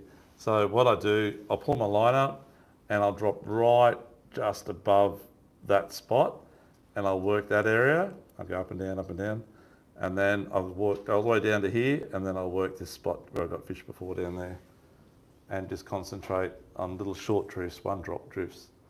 And it's so much better than spending 30 minutes to get from there to there, when you can be doing 3 or 4 drifts on the fish in that same period and catching fish. So it makes a difference. Does that make sense? What about tides? So you Yeah, preference in tides? I do. Definitely you get like there's like 3 or 4 bite times. So the first bite time is obviously daylight. And then if you can coincide high tide with daylight, that's like the whammy, you've just hit the jackpot. So you get a high tide bite or a low tide bite. So let's just say at the moment it's daylight at, I don't know, say 5:40 a.m. and that high tide's at around 6 o'clock. So that's like a big tick for like at least 30, 40 minutes fishing, or maybe an hour. Generally fishing on the 24s, they should bite up to at least, say, 7 o'clock, even if it wasn't high tide. Let's take that out of the equation for a minute. They'll still bite up to about 7 a.m. Then let's say high tide is at 7 a.m, right? So you might get a little bit more of a bite to about 8 o'clock. Your high tide's at 7. And then you're going to get a little bit of a dull period just after high tide, and they'll come back on the chew, guaranteed, at about 10 a.m, which is always about 2 hours after high tide, and they'll bite to about 11:30 for an hour and a half. That's, to me, that's the most solid bite of the, that's not too bad. but that one's that's going to be your second best bite period. And it's always like an hour and a half to 2 hours after high tide. So not maybe 9:30 to 11:30 or 10 to 11:30. So if your high tide's at 12 p.m, the bite time's going to be about 1:30 to about 3:30. That's the best time of the bite period. And that normally coincides with the moon rising or the moon in the sky. So even when it's like the full moon's gone now, so the moon's in the sky up later now. I think today it went down about 10:30. So as this week progresses, this Saturday's actually a really good bite period because it's going to be exactly nearly those numbers, not quite. I think it'll be, I'll say Sunday, it's going to be high tide getting around 5 o'clock in the morning, and your bite time's going to be around 6:30 till 8. Really, really good bite time. That's why it's showing 3 fish for Saturday, because the bite time is perfect. And then, but say next week, say getting around about Thursday next week, the moon's going to not go down to around about probably around dark. So you get the moon in the sky the whole day. And that's when the fish stay 3 fish solid normally for the whole day. And last time, Stu, I went out deep water fishing and jigging. It was really good, yeah. They didn't stop. As soon as we got out there, they'd bite. And when we went home at 6 o'clock, they were still biting. And he bagged out and everything. It was amazing. Were you that day, Jack? Were you? Here you were. Yeah. Yeah, with Jason. Yeah. Smashed it. Yeah. That was about a month ago. But yeah, it was probably about a month ago. This tide is coming up next week. So that's the perfect day, okay? So when you get that moon in the sky all day. And then as the moon goes down, it's not in the sky, you don't see it actually, it's like a little tiny little crest. But that's when it's in the sky all day, or quarter moon, or going down to nothing. It's above you, but they bite during the day. When the moon gets full, they bite during the night better. That's why the last week, it was like the fishing was really good 2 weeks ago as the moon was coming up, because the moon was still in the sky in the afternoon as well. And then last week was more nighttime fishing was better. And you guys had the flathead comp on there. What was the bite time on that, Stu? About 2 hours after high. Yeah, exactly. Yeah. Doesn't matter if you're flathead fishing, doesn't even matter if you're trout fishing in the freshwater or bass fishing. It's always 2 hours after high. You remember that? No matter what time of the day it is. Coral trout will do, or freshwater trout, doesn't matter. So any questions on that at all, guys? Do you play with your frequencies? I do. If I'm out in the deeper water and my sounder transducer's not a very good one, or it's not mounted quite right, I'll switch it from 200, I think it's to 83, is that right? Low frequency. Definitely gives it a bit more oomph, and it narrows the beam from wide to narrow, and more power's emphasised in that area. But in shallow water, I'll try and use definitely high frequency out to about 150 metres if I can. But a lot of sounders, a lot of people's boats I've been on, they have to switch it across at about 80 metres. It just doesn't reach very good. Yeah. And that side scan? Side scan works out well to about 65 metres. The newer boats, apparently there's the new live vision, I was going to do it to 80 metres, is that right? Yeah, it goes like a lot wider, but I haven't used it yet. I You think, can change the beam on it. The new one's coming out. Apparently, that's just the rumours I hear. So you'll be able to see out in deep water as well. But that's incredible stuff, that is. I don't have that on my boat, but I've been on boats with it. It's pretty cool. Yeah. But you spend too much time playing around with the bloody transducer, you better casting right out. Someone's got to be, instead of having a designated boat driver, you need a designated play the transducer guy, you know. Yeah, he can do that job, he can drive the boat and we'll fish. How do you work out where the quality fish are? I can find plenty of snaps, but finding big snaps. Yeah. So, just takes a lot of time and effort. Round generally, or is it technique then? Technique definitely helps the lighter the braid and all that lighter stuff definitely works. Same with your float lining as well. That will enhance it. But it's knowing, like that bite on those times is more guaranteed a bigger fish because they're going to be hungry. And when you get a high system, when you get a low system, even though we don't feel it, the pressure underwater apparently squashes their bellies up. They feel full. They don't want to know about anything, feeding wise.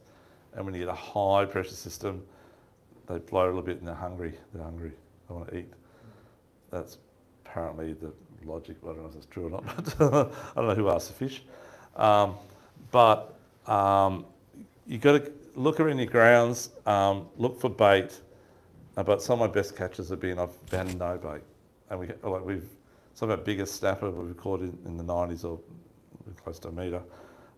We can't even see any bait in the screen, and it's just plain like a pearlies. They catch our biggest pearlies. They're not.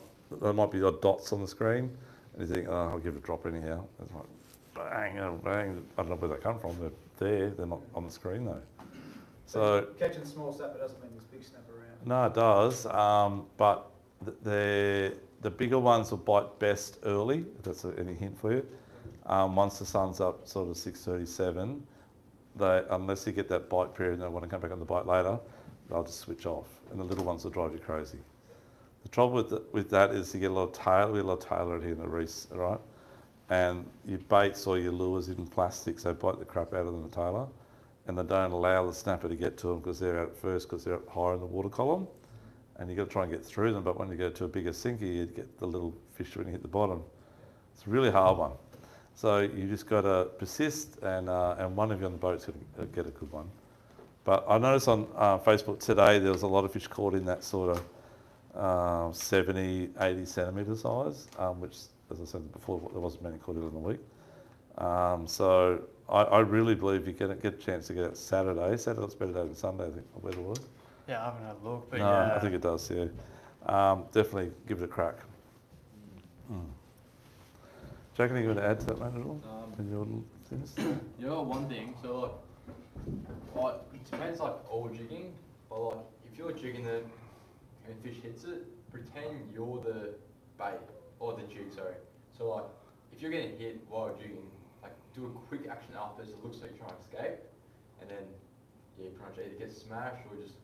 Oh, so it's before you hook up, so you hit. Yeah, okay, yeah, right. So like, yeah, you're jigging, you get hit, you miss it, do a quick action so it looks like it's panicking, Good. and then you get smashed. Or you either release the bait or like it's falling, and then quick action back up. That's why he catches more than I do sometimes. Yes, no. Just let go of your secret, mate. No, Yeah, very good. yeah. So yeah, you're emulating obviously the bait fish with your jig. So that's a good call, Jack. Yeah. But yeah, just got to play around, guys, and mate, just do lots more practicing. Yeah. Any more questions at all, guys? How do you choose where you're going to go for the day? Yeah, that's a good question too. And the trouble is, there's too many options. I want to go spanner crab, I want to go this one, to that. But if I'm going to just, like, we don't take bait out hardly much these days, you know, especially inside, offshore. Sometimes we do, but when we go out wide or outside, we just jig. The other guys, one of the guys I fish with for a long time, he just loves to use the electric reel. That's what he does.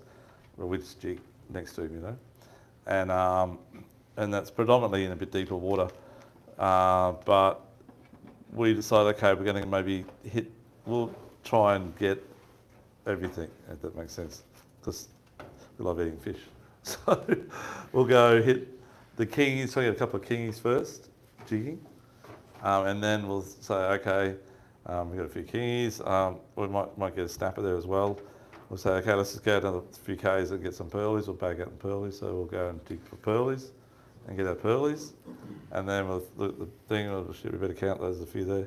Okay, let's go get some flame snappers. And we zoom out wide and go flame snapper. And that's our normal trip. And if we go in close, especially if I take the kids out, I'll just say, okay, we're just going to jig Ortho Jigs. Let's just go to the 24s. We've got a few marks which are on those marks. And it depends on, we've got a bit of inside information because guys come to the shop every second. So they'll tell us, you know, they're biting here today, they're biting there today. And I try and tell you guys we do a report on Friday nights, what we hear, where they are, and the depth. So that's the area we're going to hit, and then we'll just work around a few spots. But if we don't get a fish, especially the prime time, that's always the hardest part. You've got that 30 minutes of the best bite time of the day. You don't want to waste it. And that's what really annoys me. I see 20 boats sitting on the bait reef, waiting for the sun to come up. As I drive past, I go, they should be fishing, you know, whether it be bait or lures, I don't care. But you need to get straight to that spot and go hard. But generally, no matter where you are for that half-hour period, as the sun's cracking, you're going to get fish at this time of the year. Doesn't matter if you're in 30 metres or in 50 metres or 100 metres, the fish will be biting. The further you go, the earlier you have to go to get out there at that time.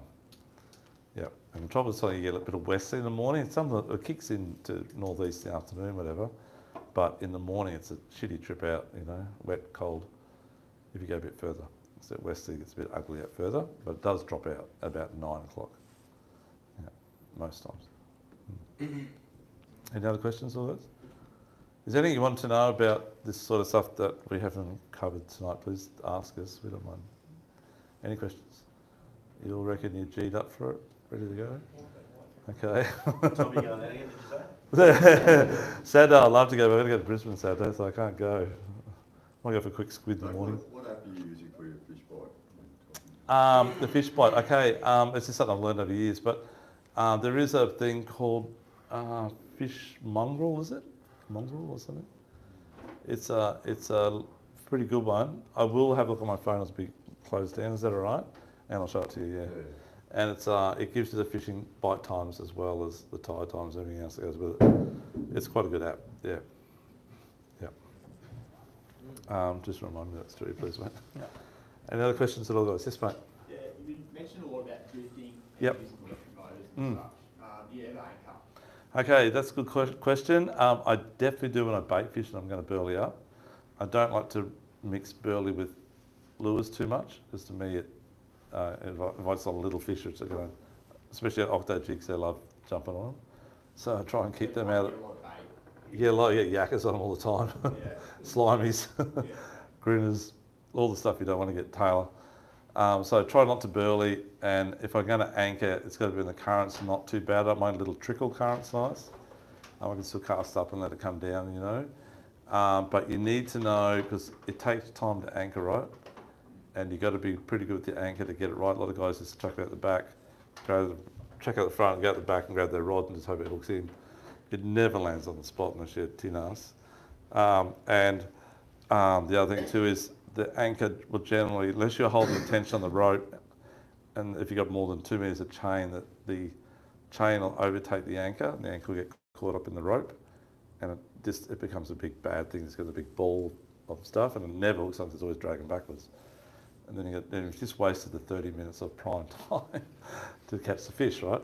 So if you do anchor, you must always hold the boat into the wind, or the way the wind's blowing, and nose directly spot on in line with it. And one guy at the front, he doesn't want to sit on the front for a little bit, and you need to drop the anchor down and hold the tension, just feathering it all the way down so the chain never overtakes the anchor. Yep. Then when it hits the bottom, you then just let out another 10 metres of rope or 20 metres of rope, let out heaps.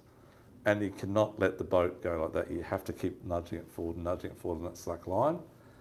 And then grab that rope, and by that time you'll feel it'll be hooked in pretty well spot on. Yeah. And if you've got sand and you haven't got much reef there, but use a sand pick versus a reef anchor. Unless you've got a lot of chain on a reef anchor, will probably get in, but you probably should use those ones that fold out, that fold up sort of thing. They got like sort of spatulas that sort of dig into the sand, like the reef anchor. They work not too bad. Or you just use a sand anchor and hope it doesn't get caught in the reef. So yeah. Do you have 2 anchors on your boat, or do you use a CQR? Just use the one anchor. And when you get the anchor stuck in the bottom, it's a really dangerous thing too. I don't know if you guys have ever driven the anchor off and it's really stuck in, and when the stretch runs out on the boat, so you should just do a big loop around your anchor, let out a bit more rope first, make sure you run off the back, don't have to tie the back quarter, especially you've got current. So some guys I've seen, and we've nearly done it ourselves, and they come unstuck.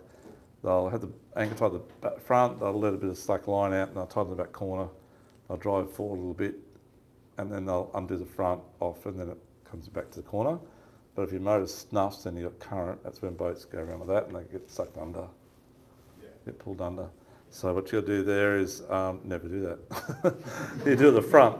And when you drive off on the anchor, you do a big circle around. I said a little bit of rope out first, maybe another 20, 30 metres, and then drive out the angle away from the anchor rope. Make sure it's down the side of the boat on the driver's side so you can see where it is. And go round. And normally by the time you get horizontal that you feel it lunge out, you know you've got it off. Just keep driving till it's up on the top so it's easy to quickly pull it in, or use a buoy, whichever.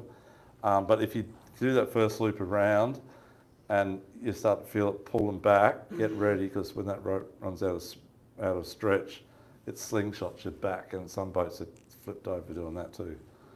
So when you feel it going like that, just quickly turn with it and don't let it get any more stretch to it, a little bungee, and then go around again and try to do another loop around. One time we did that, we couldn't get it off, and we used to have a 6.3 minute smuggler, and we go around, so we did 2 laps around, and the smuggler's got a fairly high windscreen on it with a rail on it, and all the mates are all go to the front, oh, what's going on? The 200 yammy on the back, and then next minute the whole bowsprit, because the bow rail went down like that, and the bowsprit was out the front, and the bowsprit, about long solid wood, snapped off. We just felt the wind go across the top of our heads. Went all sick in the stomach. I looked back and had the ropes behind us. Oh, it was a nightmare. So be really careful. Sorry? Yeah. Yeah. Drifting's very good. And back up. So we don't anchor much at all, mate. Not much these days. Up on the reef I do, up north I do a lot. Oh, okay. When I'm jigging and stuff like that, like for trout and nannyguy and stuff, but not down this way much. Yeah. Yeah. And so you don't, no, only when you're baiting. Running on bait fishing, yep, correct. Or Jewies. Jewies I'll anchor up. Okay. But it's much better to reverse and try different areas and not waste the time, as I said, in that prime time. Yeah, particularly at night time as well. Yep. Okay. How fast is too fast for drifting? How fast is too fast? Probably about 2.8 knots to 3 knots and faster. Yeah, it's just too fast. It's too hard. You can back up, but you especially got current and not much wind, but current, the boat actually starts to fight and then it spins it around sort of thing, backing up. Yeah, so those days you put the skirts out and go trolling or something. You haven't talked about vibes. Oh yeah, vibes. No, I didn't talk about vibes last time either. But definitely does work. You want to use about sort of the 110 to 130 size, probably in some markets or the virtuals. Right about, so they're about 28 grams to 42 like grams. that, Yeah, like an ounce and a half. So size, split tail, obviously. Paddle tails don't really work that well out in the sea, so these are split tail. In the vibe I'm talking about. It's the slow lift up, mate, just like your flatty fishing. You do a little dunk on the way through on your lift. It generally hits on the fall. Not really, because we do so well in this other stuff. Yeah. As I said, if I had one jig to survive in under 100 metres here, I'd be that type of thing. Yeah, all that type, the octo types. I just get too many fish on them, eh? Yeah. Okay, so guys, that's my go-to, and that's what I reckon. Stewie does the same stuff. Yep. As I said, we've got the combos on special, $249 for the. You save $249. That's half price. The light spin one, and the other one's that one's about $349. But the rods, unfortunately, we had some rods that meant to arrive, which we sold last time. We sold out of them, and with that new Genpu reel from Shimano. So we're doing the reel. I think online's about $199, but we're doing the reel split up with 250 metres of braid and a couple of jigs for $249. And you can choose any rod you want for 35% off whatever rod you choose. Yeah. That's so the other rods here, unfortunately. Sorry. But they're worth $3.99 a combo for those. I think. Yep. But anyhow, we'll show you downstairs, and I'll show you the app, the thing, and any other questions. Okay, guys. Saturday's it. Get out there. Go do it, please. Good luck. We'll do the draw now. Thank you. Thanks, Stewie. Cheers, mate. Oh. Okay, Jack's going to call out the names. Stewie's going to call out number one. So number one, so guys, just so you know, because there's quite a few guys here tonight, we upped the ante on the prizes. It's about $1,400 for the prizes here. First one's around that just under 400 mark, I think. And it is number 9. Ben. That's all stuff we talk about. Well done, buddy. Congratulations, mate. Awesome. Thank you, sir. Cheers, mate. Yeah, thank you. Number 2 is about, I think it's around 250, nearly 300, somewhere in there. Stewie? Oh, yes, sorry, mate. Time it.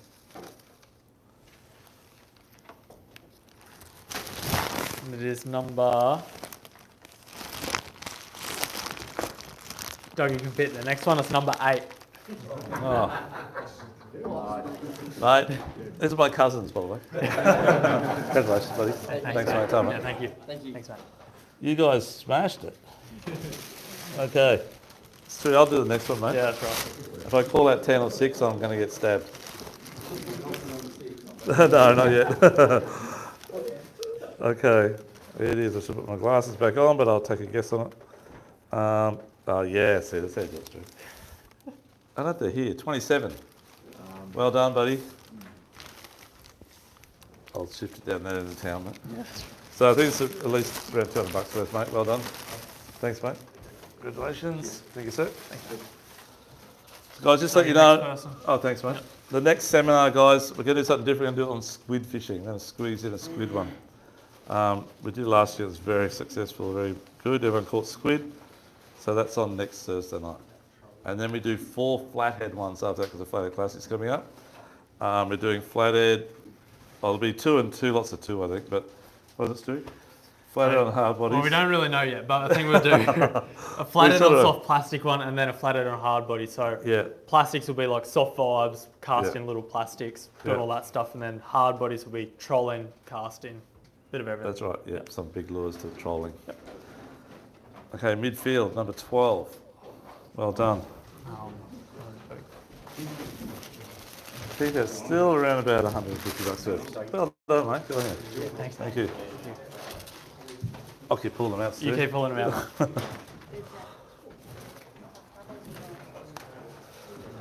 Go back down the other end of town. Number 23.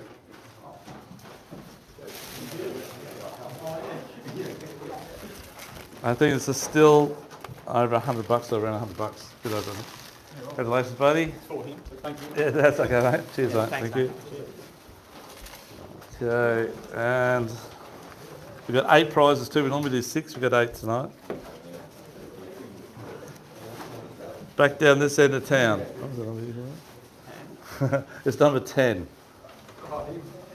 Oh, good on you. Thank you very much. Thank you, sir. That's yours. Sorry, mate. Oh, you can do the next one, Stu. You'll probably pull out 7.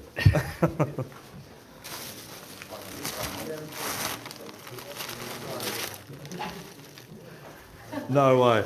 Number 6. Oh, jeez. Give it back, Stu. Yeah. Sorry, guys, down the middle there. You blame Stu on these last few. Good on you. Thanks, Brian. Thank you. Cheers, mate. Okay, last one. Oh. What's the time, mate? 30, perfect timing. Stu. Guys, thanks for coming along. We really appreciate it, especially guys that drive a bit of distance. And hopefully you guys learn and give it a bit of... It's a lot to take in and it takes a long time to learn it all. But we're trying to speed you guys up a bit. That's the whole idea of it. Another early number 4. Stewie, you are incredible, mate. All under 7.